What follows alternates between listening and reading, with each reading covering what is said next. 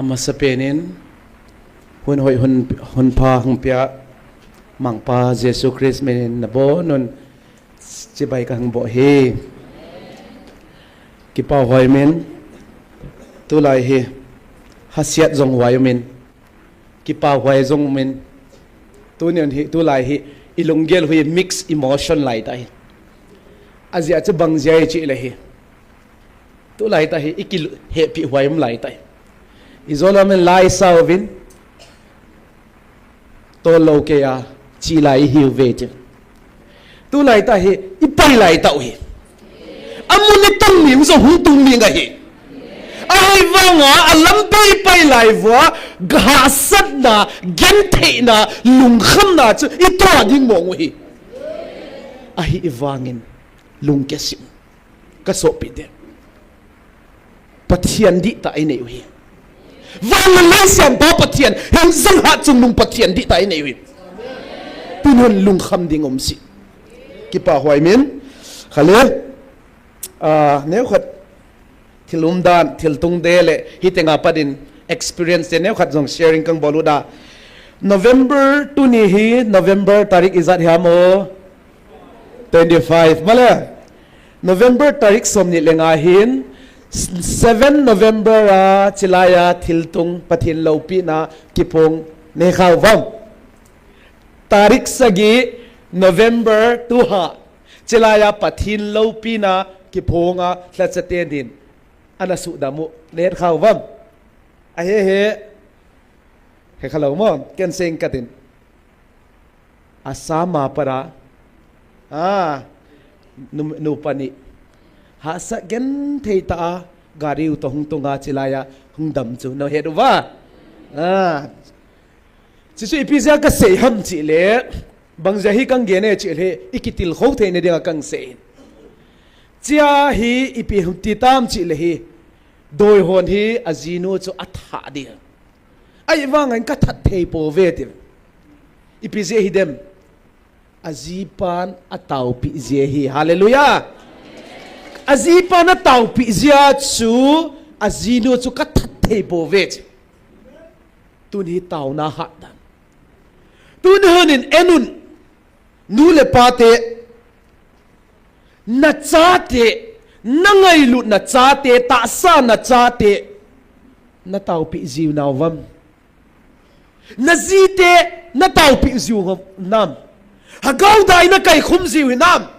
mel ma ba setanin aki chep to na dingin hagaw da dai na kai khum zim nam ki ve thau tunin nu te zo sia ka zipa ka taw pi zinge alutunga khut ka ngain ka taw pi zinge chi zo sia khut tung di wale hallelujah praise the Lord patela kazino ka darling nu ka akhut ngain ka taw pi zinge chi zo sia pastor teng fielum kit na lai wa ka seinum che pi ham chile ki zum la na nga hiloi tu nu na hagaw gal ke sari hagaw gal isat na vo ken hagaw gal ka sat nang zong hagaw gal la sadu ai wanga nangai lu na chate na insung mi chu melma pan ana la mang thei na lai hi chi chu i het ngai we hi je chu tu ne hunin na chate zo insung mi ho zong nei lu na zala hagaw da ikai khum ziu angai ka so pite ni na hi tu lai hi mi tom ngai ta mi fel ta mi bang zat umin ka ki pa le zengin bi ham chi le thui sei wele abong bong tanun chin ade don dan hung comment un chin chi chung so viral sa ki un chin mun tenga hung bang khat un chin hu zo changa e ko ma hung tung zelin chin a fel thei mong bong ven na hi tenga thu ki sei zo sa a het hu chu a fel da du nang le ke hi tenga to zo sian zo thu ki sei zo sang i hello ni ma ve izolam cha ipa ina zong ilusu ni lulu lusu chenon da ne wa ilulu ni zong thoin ipiziam chi le amon online na phacha na nga yu adai pha sa lo na ben benang tep hiaun comment ang bolo che chuang bang sa kidu a fel mong mong ovin pon tho le zem jin ki paum ka sign si phat le hi khát zong cái say nôm khát ipi ham chi le tu ni huna hi pathianin amasapenin chilai muna hung ki pong hi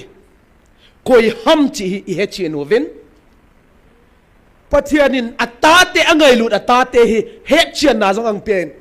hagawa he chin na zong ang pen chilai muna hi pathianin keiman ke nai third edition na hin alpha le omega nda pathianu alpha le omega hi ve som thum le khat ve 31 times a say bible hin 4 times live bo se ki se achile si ha in ki la na doi kung pu ti taute in ke alpha le omega hing jing Hatchung dung na pathianu ka he ati thei dem ati thei lo bang jai chi le chi chui chi le bang jai chi le hi ama hi attributes of God pastor say boy na satan chi chu detail ang say ge okte pathian bo sin ama thadei na a say the achile chilai muna chu pathian ta a hi na za chu bpzm chi le ke hing jing Hatchung nung na pathian nu alpha le omega ka he chi pa pathian hi tu neu na gipong bible azong a say chilai zong a say melma pan a say thei lo thil say pa pathin ta san ho hiu ve hallelujah tu ni honin March 21st 2024 hin tu din nang ho kachate kami te ho ki pawin nang ho ki pa zingovin thanom zingovin izenamiti le Hatchung nung leilevan abon cha thane Hatchung nung keima alpha le omega pathenu na pathenu hingjing Hatchung nung pathen na ki klen kha zevin ki pawin hallelujah tuni na pathen di ta iklen kha ziwa tuni hona hi melma pan ang de mai ve pathen di lo khat a hi lo khat a hem khat I ho kha ule melma pan jong dem tang salo de adi ta ing tel khata jiawa melma ta pa dinga pen amit nata hazata mo chizata chi ka su bui lo le ka su thlep lo le ka hep lo le chi hi amo plan hi ta hin ai wanga chilai mun ong ki khoma pathin tu pi ni da pathin dai lambowa hin khomang te wang anom che hallelujah no Mr. Chai Cheu ven mini pi sai zong le I hagau pen hat na ni nei zota ve hallelujah min hung dem zong le I hagau hi valam nga no walong kwang banga sang che hi ve hallelujah tunin pa thong len zong ka ki pa ma in tunin na tho te hi I ma cha hi nai pon I tho ding mo nga hi ke zong akipan hi tan akipan hitat kata be pastor thang neu kamang ka sharing akipan hitan ai wangin izat sei zong le kalung tang khat zong ato khapoi hallelujah ato khalo para kiya ding hat na page hallelujah ka video ang su viral teu ka vet le hi kiya den ka hat zo chen pathen ka thang va tulai tai hi e hol hi chila hilama taute he atam zo hi kaso viral ovin ki pa hwai min sia na viral sanga pathin thuai viral le anop so che na ki pa chu min lang head be na lai en hello zong le nop che na zanang ka pot na wa che I so pi no hamo mundang ai mu zong le ki mu le chila ya taw khom ti anop chom dan ki ngai na khat ven ngai lun na khat na so pi iki head kha lo zong le yes me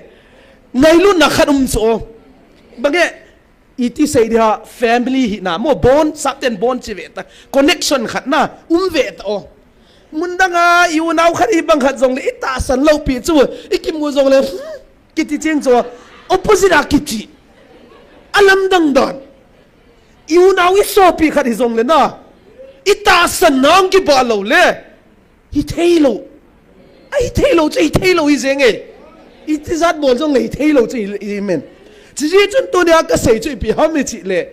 tôi này na hít tiếng tao khom thế ngày lúc na trong ít cái can khom điều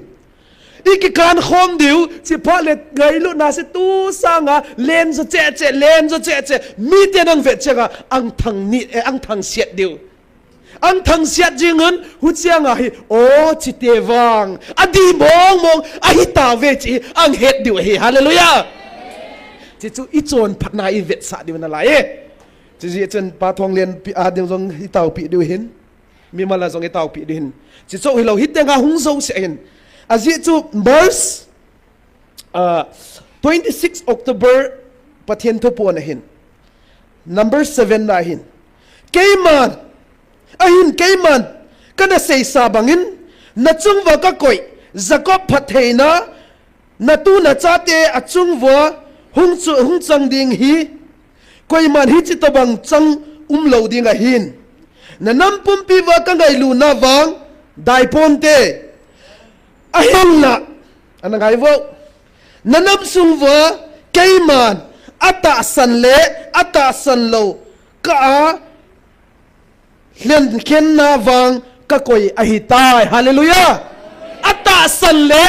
san lo pen ka khen hi ta chi ve tu ni na hi pa thong len ata san lo chen ki khen hi ta ve cái dòng hi thâu cầm hi mal hin khoi thâu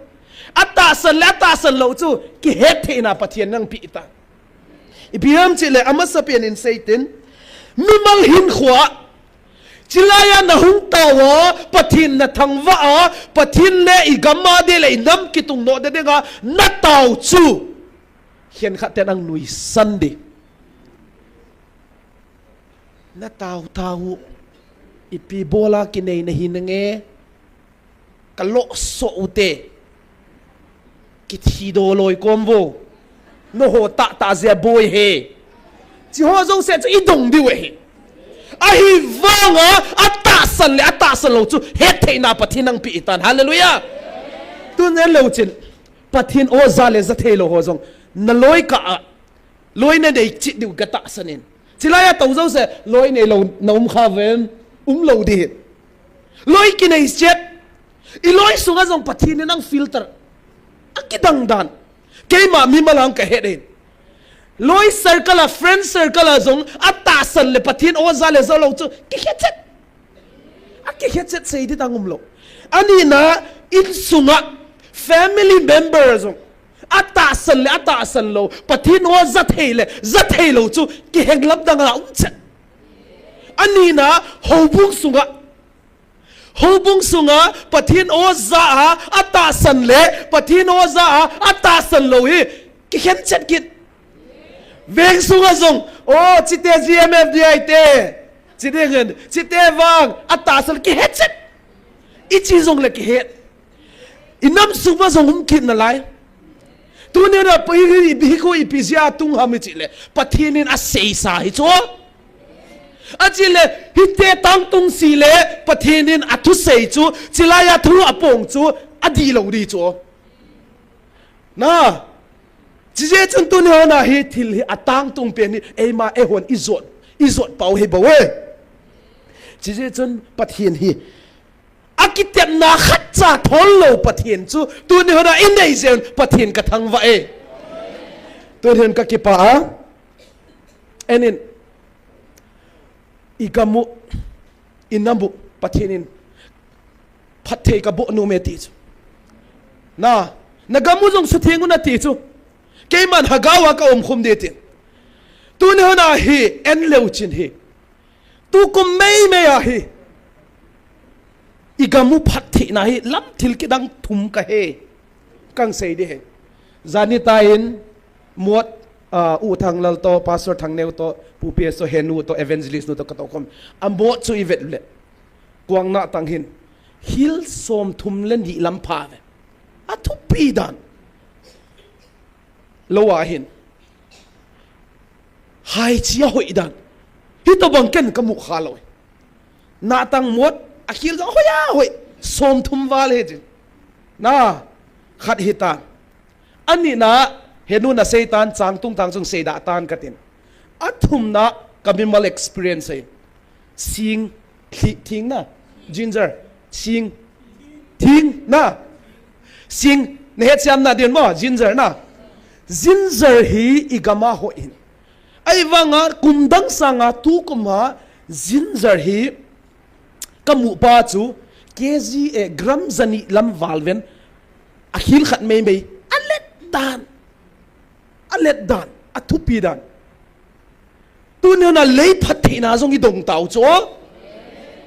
van phathi na jong i dong ban i dong na lai du cho ipisi ham chele pathienin akitep na khat jong thol lo di cho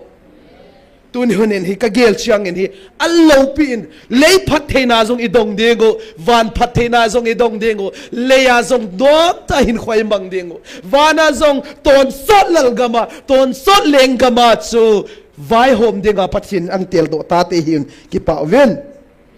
achi le tu ne honen hi ni het dun kata asanin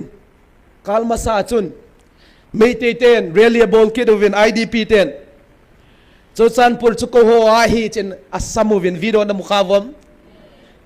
cho chan pur ko ho a hi chen ki kawovin really apayovin ahung lo dovin ai wangin igam sungo I boundary hung pel lo hi hallelujah I boundary hung tuan thei lo hi bangzia ai chi le tu ni hona hi January 30 2025 pathin an ada sei na chu keiman kana sei sa hi nagalmi te khatsa nagalmi te vin ki chat na bawa aneiwa ahita pon lungdong na zong na nei we tai tunin nagalmi te keiman kaban tha da kasumo phowa na veng jing ding le na nga ding wa Vantila hat pen Michael Vantil kanga sa na hi ve ize chun lungmong uvin keiman kompi sing na ve lungdai hi na pathenu keima ka hi hallelujah pathenin Vantil te angumpi sa acha te veng dinga chu Vantil tam ta ang koi pi hin pathen ai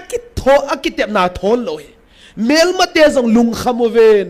o igam sung hung lu lan la zong amo tha na hung lu the hi po ve ka so pi te nang la ke tha na zong hung lu the lo hi po ai wanga hing jing Hatchung nong pathen zala tu ni honai mel mate o hiteng muna igam sung wa o keng to hung to lu the lo hi nang le ke hat na hi lo pathen akitep da tang tung sa zo ai bo ve hallelujah tu din pathen thang wa be pathen ka thang wa azia chu Vantil la zong ahat pen pathenin ho veng tup dinga melmate do ho do dinga hung kon zong le veng tunga melma pa to kis mai to dinga Michael Vantil lang pin tu din pathen ka thang wa dan akitep na thon lo cho pathenin tu tung thuponin letes zong ka kitep na ipi thon kham na ti chu Daniel tunga zong thon lo Moses tunga kitep na thon lo David tunga zong thon lo pathin di ta ine hi ham pamong ve ka so pite achi le tu ni honin he hichilai mo na hung ki pong hi pathen di ta hi chi ken ke het chin mongin non ipi chin het chin wang sei ki tu tin bangzia chilai mo na hi ho hi inam sung hi Christian hi now kum zakhat lam ke ching cha hi 2010 gospel centenary imangovin ai wanga pathen thu seya o pathen tu kristale aleng gama dinga na sema o hagaw mang thang te o huchang le hagaw mang thang te hu hing dinga na sem zo sia tu ni hona I macha ki sei lo hin gal zo a chilaya pathen thu sei zo se zong hi dem na itang oven tai tom na itang oven chichu ipize ham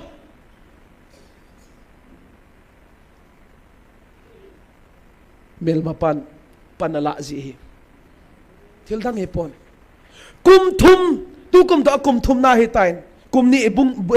gali ne inaw kum ni ching hi tain gal hung ki para chilai muna dem asuna zana dem online ui hol la sagum khat isep khia zong le akitu banga kitu a chilai mun dema je sa online 24 hours sa pangjong mi cho khat ve mong ka ngai dan ka sei zong ni khat ni ka sei zong le ka khop hi kum khat kum ni chilai mun hun tanga dem zo ki chi chu amo hi ta poi chi ka het chin tai asunga control khat au hi tai chi ka het chin tai amo na ki het thelo wangon mi khatin abol ta khat hi ta tu ni hun ka het chin tai ka lung se le zengen amon zong ke yang lung se do ven ka ki lung se to ven ka ki tau pi ki to vi ki do ven ka lung se mong ve ang ti zong om hin ke individual ang se hin chilai mona na ki mang cha kang pa mai kang sang chi zong om hin ken zong na ta san lo hi ken zong pa mai kang sai pastor ka chigit aki bang chet na pa mai ki sa to chet ki lung se to chet ken ai wanga ipisiam ka sei ham chi le tu ne hona hi pathian di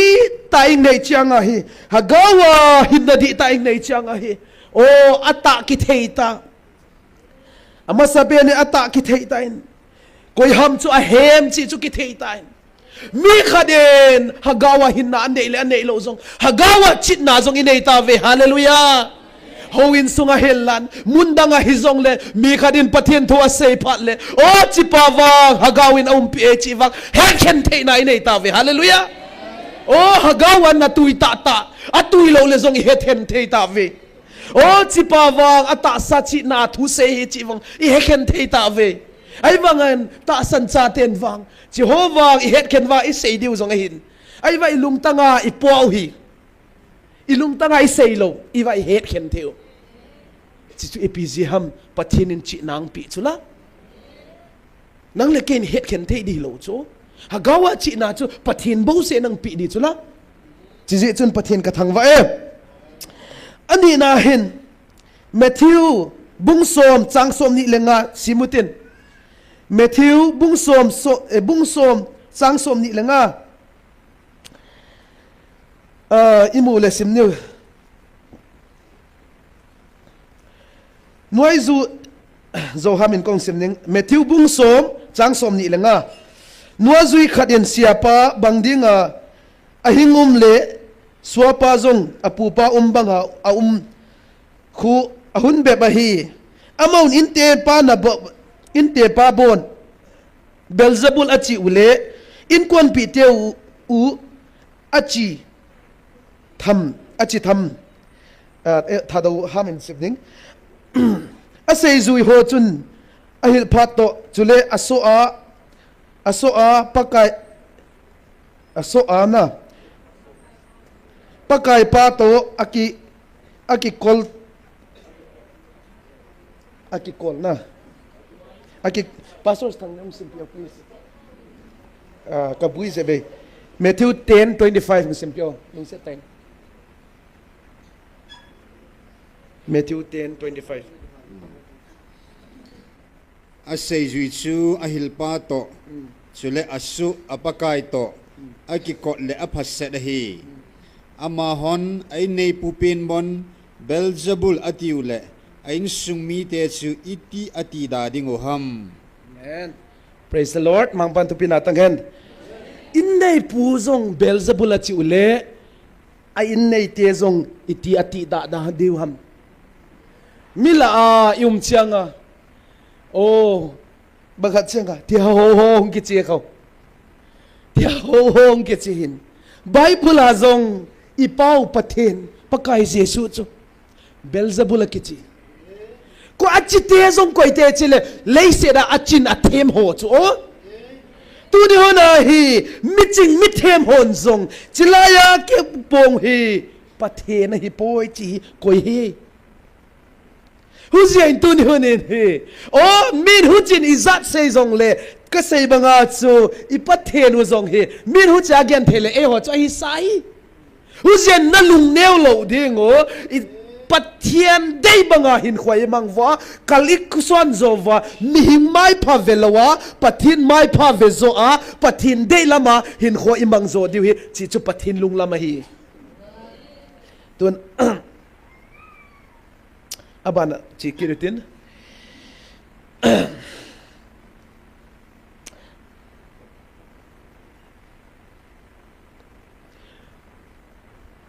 pathin thlat ta ho tuni hona hi kapunat khatomen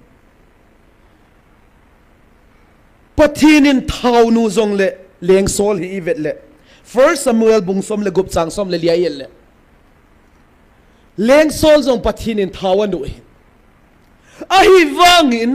amma dei banga pathin dei banga hin kho amang sangin ammi pi te aki chat zin First Samuel 15:26 ay vele ammi pi te ho aki chat zin pathin dei lama chon tapon bungsom le Samuel First Samuel 16:14 ay vet kile ipitiam ti le hagau thengin ada hlata hagau theng luang in chu hagau gilo khat pathinin asol lu de ti chu Bible akimo tu ne hunin enun kata san pi te pathian dei lam itim lo le hagau siang thoin zong ang nuwa sia the adena den zori azia chu hagau siang thoin ang da hla ting le na got diu chu tu pon zong na sei sa chu go che che ding hin chu ji chun tu ne hunin kan nam inna mui ngai lu le ama sa pena I bol liu payam chele pathin ngai lu du te pathin ngai lu du ngai ka so pi te pathin na ngai lu theina dinga chu athu pi init kin u ngai tu ni hona pathin ngai lu a tu ni na pathin di ta pathin ngai lu di ta ho chu chilayang ki khom ho hiu chu pizem chile pathin tu pi init u chu chi chun tu ni hunin hi I zakaya pathin dei lamboin hin khoki mangute ti chu ka sei nomin tun tauna khat mangutin tauna imang mawin nunga Angelina ilang sa sainchen ang sa zo phale tauna item chu kang seiding si phale mabana I chal he tun nunga Anjali pathian minin kowite phanung kila le phante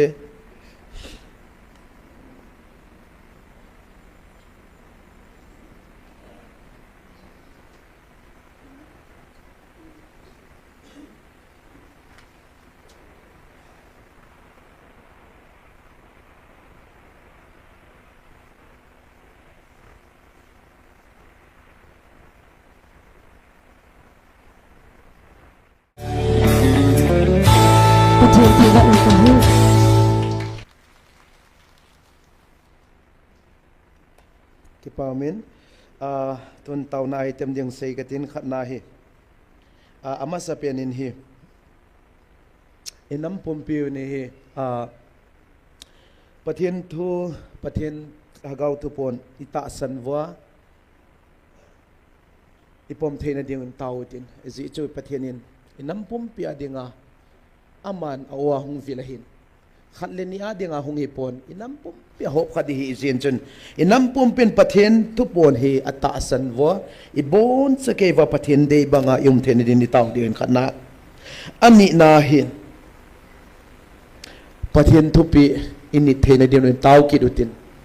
pathian in thupi tam ta nen chi ho cha sei dai tin atupi ho hi ngai lut na khat ki ngai lut vinatin nagam musu thengu na tevin thil tam pe na seitan pathian tupi ho hi ema zong ki zolo din pathin ko mang hat na zong thum ki dutin chipha le hi athum na ding hin la chate ni zong tau pi utin tangwal nek robat zong tau pi utin epizam chele ama hi ata sa athin jing angai ten pathin tupi hin I tau pi uzing zong angai tin chipha le adang dang ho pathin in tulai ta man cha ho upamang ne win chin pastor thang neo chipha le Dr. Hagen pupias pu German in chiho chu amoho jong tau pi utin atop na achai na dinga jong pathin koma kipa tu sei ki tin aji chu pathinin hichan lom loma pathe nang pi uin tunin pathin koma kipa tu sei ding tam pi bawin an achai na ding hin tuni to kasim lehi tuni hi ani som thum na ding hi tain pathinin hagawa ahung vel lo na hi October 26 ahin tuni isim lahi 30 days kasim kelela ningai damun la 30 days a hitain pathinin hagawang vil lo pha leng hi ewo ta san cha te jong hi ei male ei ma ha na ki veng zo lo hin ain pathinin angai lut a cha te a o ahung vel ki the na ding jong tau ki dutin na chi ho zo se chu tau tin tau chai na chu ke man nei tang e tun ilem tang mangin tau te tun kom kangen hi izolam changin ko chinin la khat jong sa in chen na ki king san le van mabana chi to itin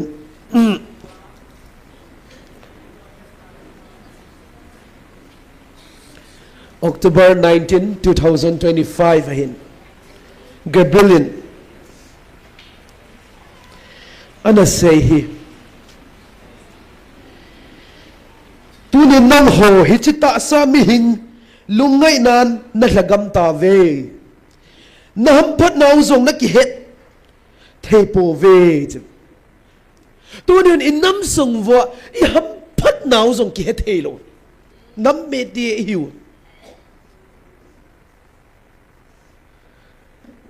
pathianin ilung deu heaven ingai chau zong hen ahilla achaten angai lut achaten pathin lung dei he nai po ve inam sung wa ka so pite ka gel phat lang po na dum tunin nang leke in heaven azit so tun huna he pathinin ana sei sa chi piham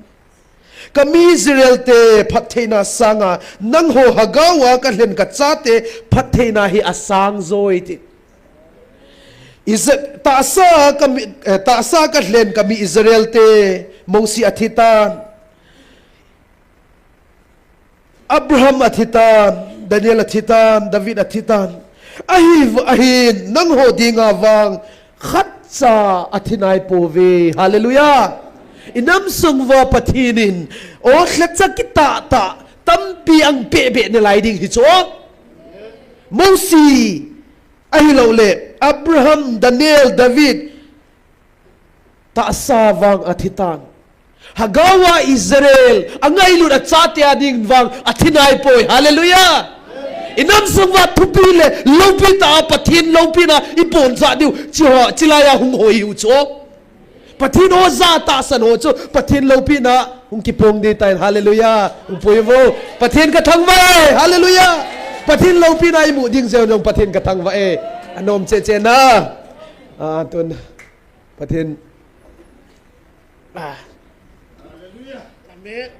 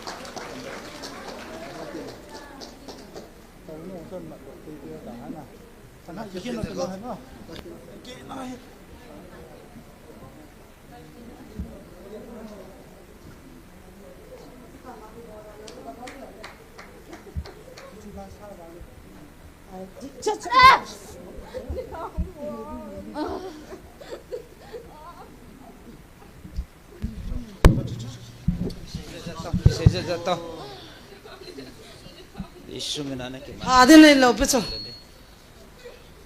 han ko te to ho chana taw na to ho nu te ho cho lung du tan taw nan pang vin lang ta he na na u fial kin ole na ki pi ro re yo ta salung gyal khat jong pang thei lo he taw na muna he thila sanga doi la kaw te ki din te na ta salung gyal pan la he cha chano he azawa ka man han le anu ten ko ham ti cha ahung kholo le la da la ta chung rut ki wa kan man o hin he chu boi pe chi thila te tu ni chi thila ma sa tha ding go no he chi thila ka ho hin ni si a mi te wa tha wa ani o wa ta su mang wa hi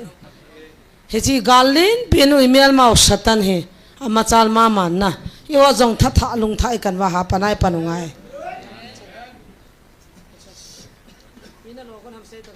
kêu điều tam lý do điều tam ipi có lo hay gì có số mười ipi đi ngà có liêng gì chứ ai pi neng gì liêng khát tiêm chứ liêng khát tiêm chứ neng gì anh bảo nào liêng khát này cái sim mong cái sim mong có ba dầu lôi chứ có ba dầu lôi ba dầu lôi chỉ là in nó lôi quất ta có số mười điểm thì nào có phiền sao đấy mà hay ra nó không gì à? riêng tuổi là riêng chia không gì chứ? Riêng tuổi là chia không gì. Chắc chắn là em xin là pha dâu lâu ra nó bỏ. Em xin là pha lâu ra nó bỏ nữa. Ngay. In nó lo gì à? Em mà sao cái lo đâu biết sao cái? Em mà sao cái lo hè?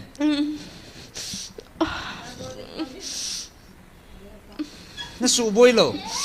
Cái anh sim thấy nó lo thì mày cái bộ gì để khai sim thấy lo nha chỉ nó lo ham chết ta anh cái anh thì mà cái gì à để khai sim gì lâu ta cho mà để khai sim thấy lo nó quậy nè để chỉ bol hindi mong cái nào ipi cái hen thì mà nằm xuống cao cái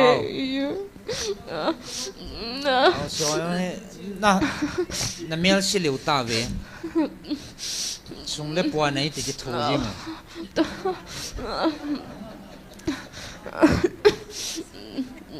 mi nan su boy kino na su boy siwa chalai na ki man jing ta hela e ptm no mam ha am kan manu chu ji sumina kan manu ta he no mam ha am til bol he di na ki sam na tholal ma jing na nani ngu ki hal ma jing ta cái gì đó nung ta chứ à cái gì đó nung tê cái gì đó nung ta nong lut ki dio cái lụt ta lụt chalai nong cha ha sa mo ha tu ha chalai mun na het chana nang zo cái nong na do da lam na ha da wam ipi ding aong con nôm lâu bát thiên tu na quan na sai gì wa con nôm lâu na hong nom lo na ha na sau na ha hai chala satan ho ding a cha ha sa mong ni ta cha ngan bol kit dem cái bộ ta lâu ni la tao cái gì đấy chi chu pi kit cái ông thì là cái gì hả thil ha ka he cao là thil hoa em mua cái thắt theo là phải đi à ina logo hama ma he sei tan thao to cái chỗ ha i chana thago nong tôi làm cái thao con cái thao thấy lâu ha tôi dàn thao đấy cái tiêu cái thao đấy tôi dàn tiếng cái thao cái tiêu tu janai na tha ri tin na thago no bang bùi măng của nó he bùi măng của nó hoi langa đâm la à đấy gamla na pi manga ina lo di thao đó đấy itin na thago nam kati na hay gì sao đấy ke khai li sa de a ke khai li hoi na ho bol cho na yeah na pui do ji wa na khai li jo khai bao iti jaba mi hing khat chu thil han satan alu lowa bol lo la ma ke khai li thei do hi bangi hin khui ki theyana a thil ha ka wa doi na bol ja ke khai li jo cho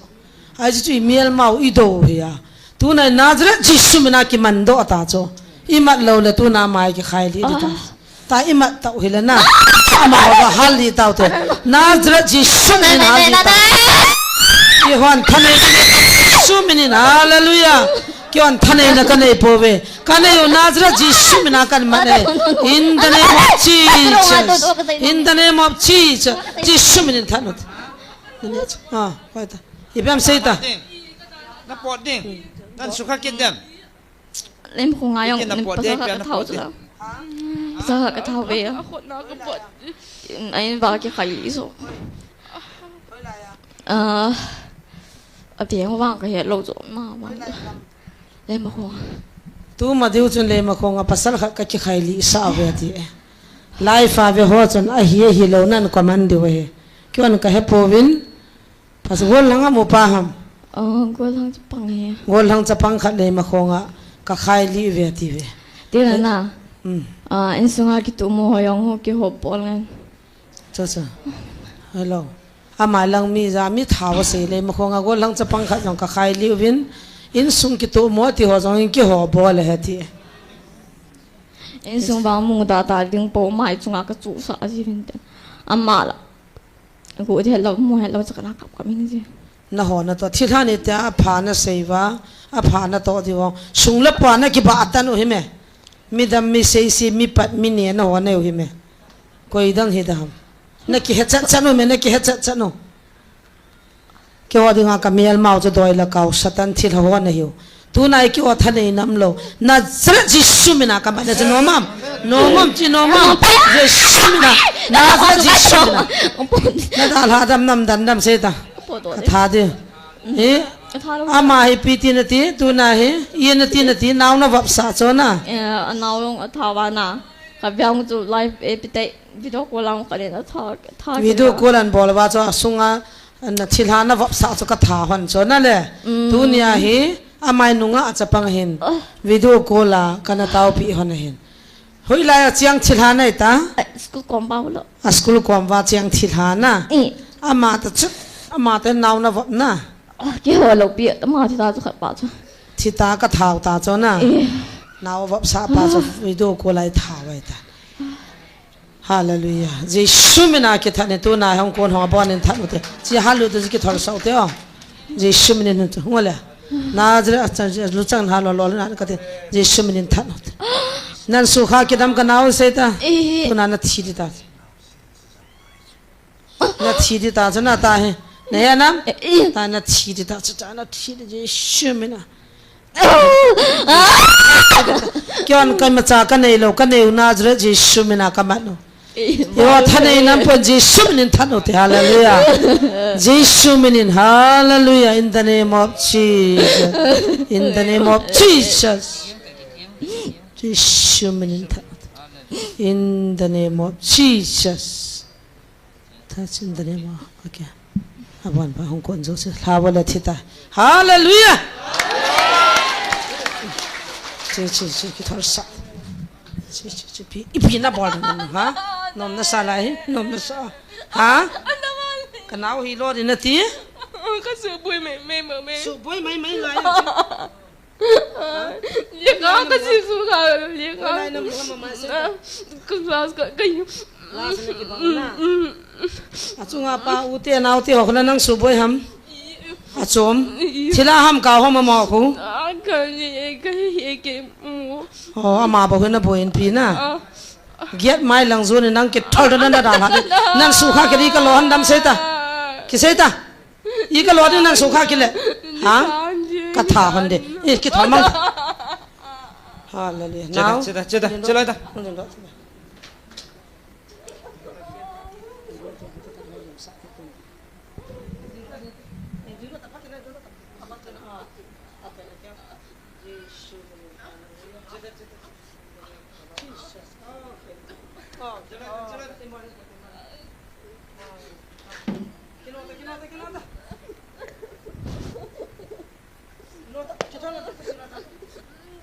so kha ki bo ta ka naw he na he na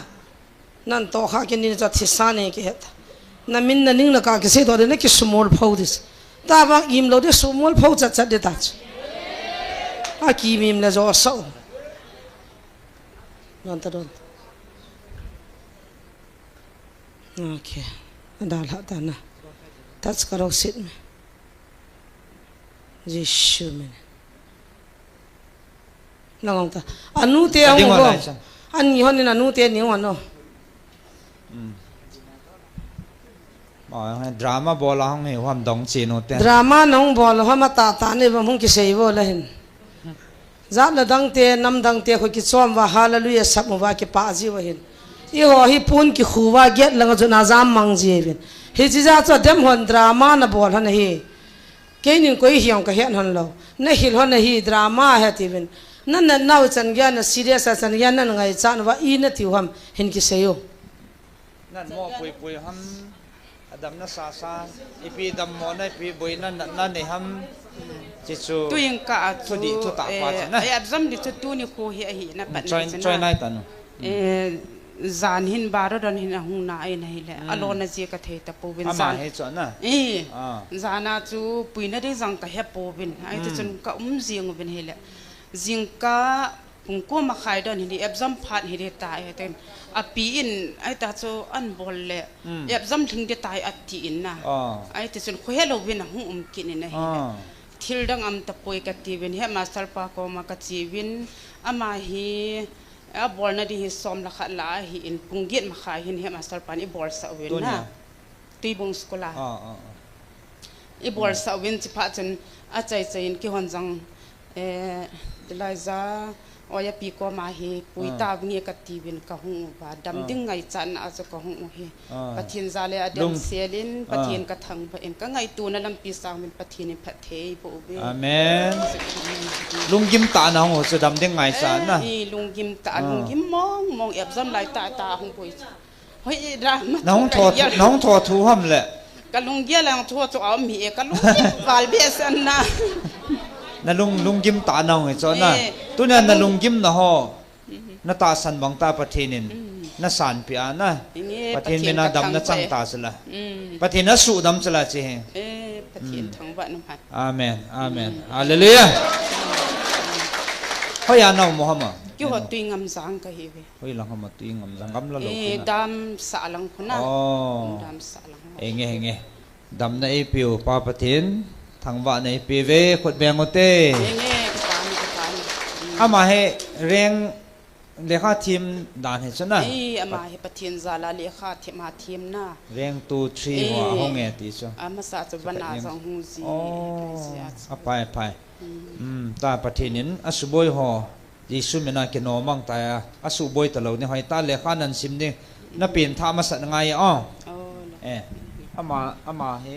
pui hen pui nang hen pui anu api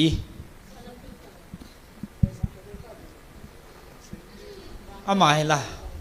ama hi nong tho thu han ham drama pon zan ma sa chu ama hi le mo khong na nc phaya a hi in adam lozi chun ke zong hi lam ka al kam nom zanga hu ka hi in adam lozi a chu phone number an hole 11 chilai founder pa thang sai hi na ama phone number hi ala ovin a hi le a phone sa ole cha chun pathin ki phongin pathin lusi na za chun amanin na aman ki tile atau pi ana atau pi za chu suboi ho chu aki hedo tan ale hin puiding hilai mun hin chulu sa te ya jis pathin zala evangelist te ni in atau pi le dam thing ding hi ti chu ta san na zala chilai mun hi ka hin zu han a hi in e pi ti jiam ama hi ke zong ka he thim be se lo a hi kitcha ji hamai lo lai pia tho lal jam mi ti ji ama hi anu te ho hin saidan cho hele achanga hi phun ji na ale lung hang jing ji amai hi hlan thai lo chuki jong le ipiti sai dia achanga hi hing lom hi cho cho hitlai mona hin pathin lungsit na zalin ama jong damna hin mu in pathin ka thang ba in amen hallelujah ta cho pathin ka thang ba e pathin ka chung wa thel lo pi abol te oi pathin ka thang ba e amen amen hallelujah hallelujah akichi e ta chana ipie hi kichi in tho thua hi ata hi anem ata hi henge to ko hi ta ma zo hong tiang che chalanga phat mang pe pe te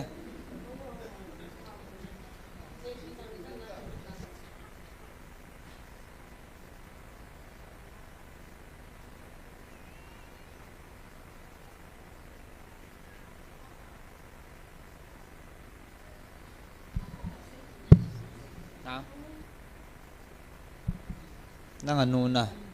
ama he iti hitama nan pui naw cha sot ta na khan hin pe tong na ho ya ne ho me no ke kul bunga ko me Kul banga tu la tu a he tong lal benga ka he tong lal benga na มานั่นปุยเนี่ยช่วยอิติตามาสอดตามากิเมลชีดันจีตลอดsoทันนี้หัวถึงแต่ทันนี้หอยตานะนงบอยเกน้ำน้องบอยตลอดดำเทียงตาสนะดำเทียงปะเทียนซาละมาจังจะไล่มันอาเปลี่ยนท่านั่นเนี่ยนะใจในเดี๋ยวกาวสิงห์ห้องเจ้านะเปลี่ยนท่าให้ตาสนะบอยเกตลอดจะเลยอีปีห้ามว่ามานะบอยน่ะเปลี่ยนsoเกกิจิงดันจีเทตลอดนะพลังงานของยาลากันมันไปฮะจีsoปะเทียนลูปีน้อยอีหมู่คอมโลว่าแล้วนะอีบอยจีวินเดี๋ยวมาฮีสกูลจงนักการมาฮีอิสราเอลสาวินกุมจันทำขัดอันนั้นบอลไอ้ตานาเกี่ยวกันให้ดอกปูเป็นอะไรเกี่ยวกันจันดานุจูดอกตระไอ้ปุยติงอัฐายเบจิอัลฮุจีเห็นไอ้ว่าไอ้ปุยติงละจนดอกตระเห็นกุลโคสขายว่าอันนั้นไอ้มาจะอัมปุยอติว่าแล้วก็เห็นเลยปุยจิวอะไรอิสอันเนี้ยนาฮีไอ้หัวสายอันเลยอัมปุยอติมาสลากิมมาไอ้มาจะฮุจีไอ้ตายดำมาพัดเลี้ยวจีตานะอัฐาเบียนาปุ่มถอดฮุจีเห็นจีบ้านจนอะไรสกุลของไกนะเห็นเลยสกุลอากาศที่อัฐุสอนอัฐุสอนเฮกันเหตุบ่เราเฮโซตานะไทยจานหัวตะบังไงเดิมกุมลังอาถุไอ้ตายมาเฮกุมลังก้องไอ้ลุงลังอาทิลาอัมเจนกุมทุมกุมดีโซอันนี้ตันเกจนอามานัดนะเฮดักตราจุกปุยปุยยังว่าดังอาจุกเฮเราอามานัดนะอัมปุยตีเจว่าจุไอ้ตาจุกเฮหัวเฮนานะจุกันนะจันจิวเห็นถ้าจงนัดนะกันนะเฮนเฮถ้าจงนัดนะจุกันนะจันสาวว่าตาจุกันอะไรสกุลอันนั้นก็ยังเห็นสกุลเฮอากาศที่ปุ่นอัดปุ่นโปเลยเห็นกะกายที่กะตัวที่เฮอติเจงเห็นในปีน่าห้ามอติจังเลยเฮปุ่นอันนั้นนะจ๊ะกะตัวที่ปอยอติเจงตาจงกิเลห้องกิเลอะไรกุมขัดว่าละห้องกิเลพัดนาจูกุมขัดสุงาจูวิจารณ์นำขัดโบอันนั้นไก่พัดนาจูเกี่ยงมาเฮกันไก่สะตลอดกุมกินนาจูก็ไก่สาเกตน้องเลยตาจูสกุลหุ่นเล่นี่ขัดอาจีเลยหับตะขัดสุงาจูนี่เวนี่กัลอาจีตะปนให้เลยจ้าจูสกุลหุ่นกี่ไก่สาตลอดเห็นจ้าจูอะไรจ้าจนอันนั้นนี่เฮ็ดเทียจนนั้นนี่ในมองโลกไอ้บางหามันกัดขัดไปก็กิจใจเย็นเกี่ยวปีนี้กิจนำกิจดีอิมาจ้าเฮก็ตีเอ็ดังอิมาจงสุกิเฮ็ดเลยจ้าอะไรจีอันนั้นนี่ก็เห็นปุยเนี่ยเฮอันนั้นนี่เฮตีเฮทำขัดกะกิเซสาวเสร็จแต่ละหน้าก็เดินก็เดินงานเลยเกี่ยวก็กิพัดละเมนก็ผัดจงกระทุมงามปนตาวน้าก็ห้องจิงวางจนผัดออกกระทุมดีก็กิพัดลำจีเห็นประเทศนี้ตัวนี้ผัดมันตั้มตาไอปีเจนมาสันปาประเทศกระทังบ่ตัวนี้เห็นจิตที่เซดิงอาจงสุขห้องหันเราเห็นเห็นละเอเวนสปีดปุ๊กก็ไม่ตาวสะกิตาวสะเห็นลังอามาจงอดัมจัวก็ท่านี้ถ้าทุมลังไว้ตันนาจงอตองเทตันเจบานะจริงนี่ข้าหูนัตงอาจงกัลส่งดีไอตาจินมาก็มาสิลองลังอามาก็เห็นกิตาวสะเมฆเวกดเบียงมุเตกัลส่งโดเทตาดิงน่ะ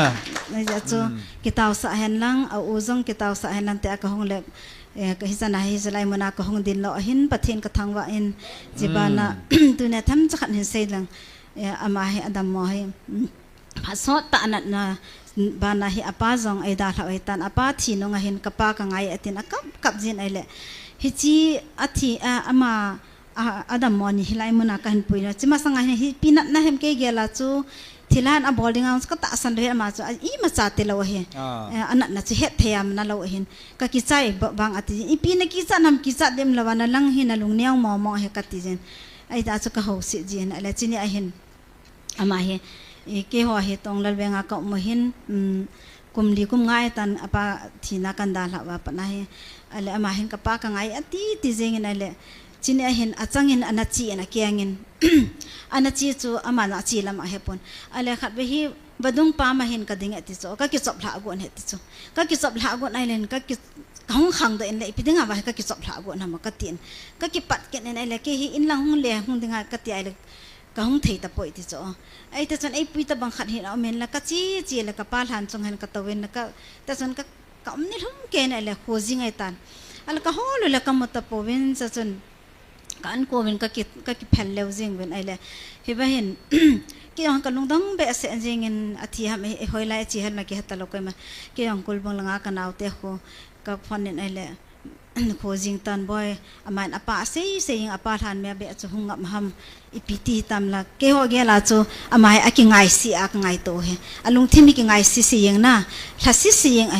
ke hin ka sei ipin na sit pi ham ka ti je na hasin ani ma cha am poi ka ti adang chu sei de ka hel jilo ke ho ge la cha pa thi ta hin mo ki ngai se te hai ka la wa ala pa than na chunga he ma hin hlum ke na khojing ke na khojing ta cha hen ala mese ka kul la kul hi la mo lo sun hlum ke cha he au no ti hem pi ta kan pui no he afana hin ke me ti la ka ki chop du ta an ti tan ke chu ka gele seiding ke hele to pon sinia sa taw na ka hongin pathin heng ka tawn pakai ka cha he ti la thi dim ba nei pi tam ta ka taw jeng he cha hen jati sepi hong jing ka ni no ton la ve ho mama hin ama tong kong ama ko me ka setan e poi na hi pt tam ka mot hi ve message an bolen ka ki chop tha de tai tuila atin pt ra tam ka tela pa te ho jong hin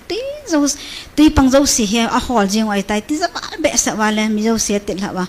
ala cha chan ke ama ko me ka sek aninu kom ka seta hongin adang mundang am tapoi e ho dingen ikinap nau pen chu gmfti ai hetai chitin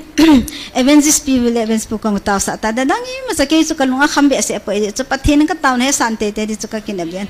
e ma cha ka gel pon cha chan e ni kinap na ding adang e ma cham poi bu na ni ahin bu chu ne ngai he hongin chi tai ta ka tela ma hong ki pat do jing ka hong han chale khoji ngai tai chi ke ho light post ko tong la beng kan khel su han light post ka den cham han chang kon phon a hung ene le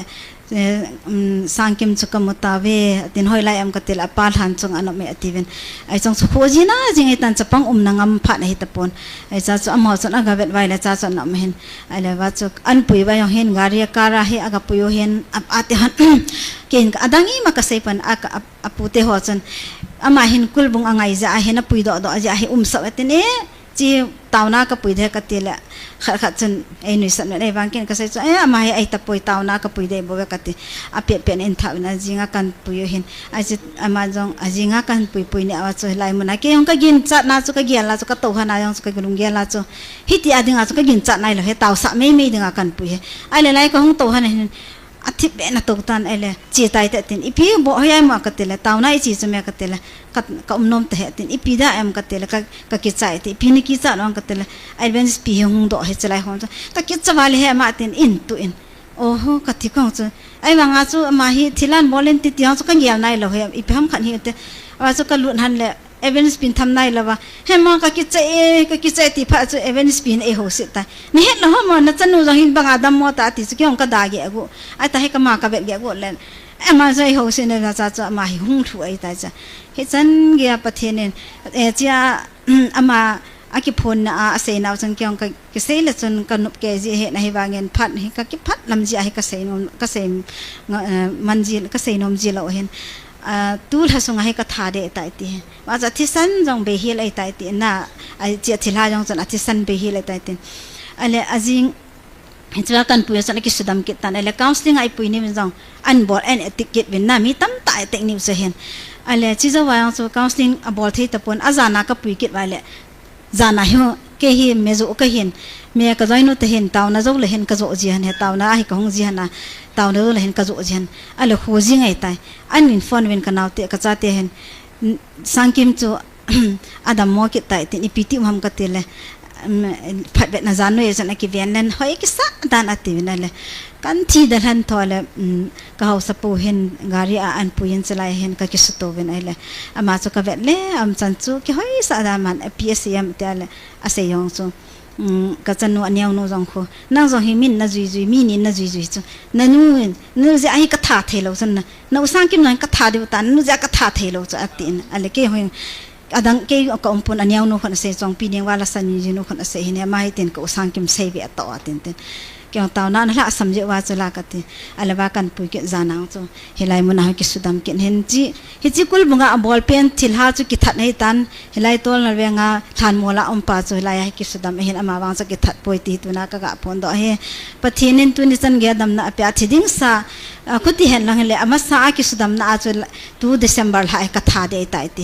he wa chan na am he la ka chanu hi tu na mi ma ya ding loading hi chalai mun am lo he pathin ka thang we hallelujah pathin thang bai nang la na ke pa na ma na long hangam na ke pa la ham a ke pa e to a chu ho lo pi chai to a chana e he nom pe no chu na hong tho thu ham ti pa cha hen na drama bola na hong ham kêu nếu lệ moham ai lo lệ ipitiam ti pa chỉ hết no mà hiện na ai chỉ alung dong ata sang thelo ai thiam thelo am ja a kichi na dinga chu nang mo kam chang ta si ngai no ma hiện tu sim cha bon in say ni hum ke yong a sei zo lo ding hiện a kum lu na gan thei ta gim ta thu gim na an thu ho satanin chỉ han kichip na nia chỉ chapang hen khola dinga ti chu apa angai ja chingai sit na chan sala a bol jong he thei pi ham chalang chu satan ho chun mi su boi thei tha thiam am ti sam mo chi gut na he jing hen a chu ama jang kem ta na anu yang lung kem ta om pa chu bang khat an sei ta in e chu hoi ma cha dam nai mu lo diu chu cho yong cho zo lo diu ya na ta san za la taw na mu na na honga na ta san dung ya pathinin an don bu na tu nia e cho zo lo diu man be dam nai pi pau chu pathian thangwa lo the povin tunia pathian su dam na changai laya testimony he on pathian lo pin na chom cha cha hin phong ho chunga pakai min ke pa thui seven tho tho hi lo dan pa chu koi tabang an he thim lo hon in he thim diwa amon jang holim nan ne he hi chalam pang he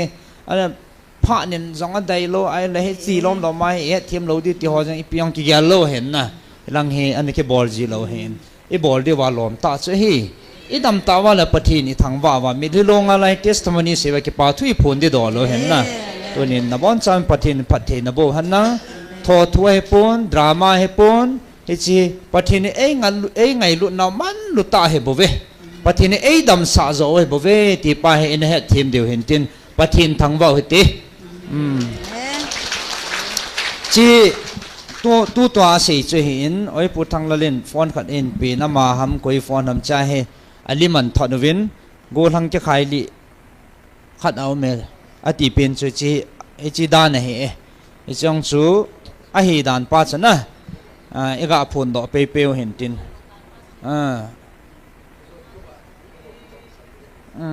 a thu chi het po wa la na chi na mi khat che khai li au me an ti ja chu e honi het lo ya chu koi tabang a he nam wa le hin sei veni ti ja cha mon lo kola ko na message an thon no he a cha khai li khat au me ti in he sao he hallelujah